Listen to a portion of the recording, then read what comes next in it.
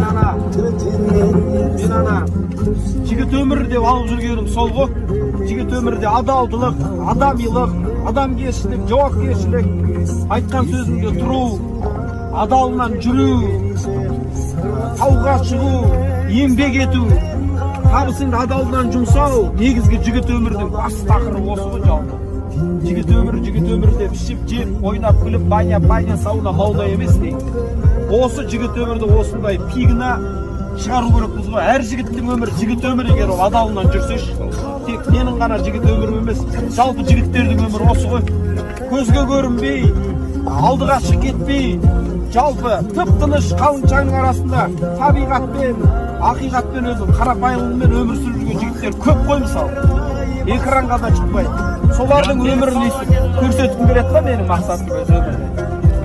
Кейін жігіт өмірде күй жазылып жатыр. Жігіт өмір кітабы шығады, содан оқиды адамдар. Болашақта неге киносын түсірмеске деймін да. Қарапайымдылық кино жоқ қой онша қазір заманда. Таза ауыл табиғатпен бір түсіргім келеді да кино. Таза жігіттің өмірі нөлден көтерілген, жоқшылық пен тоқшылықтың, кісілік пен кішіліктің, құлшылық пен тіршіліктің, жауапкершілік пен адамгершіліктің арасында жүрген жігіттің өмірін алғым келеді да.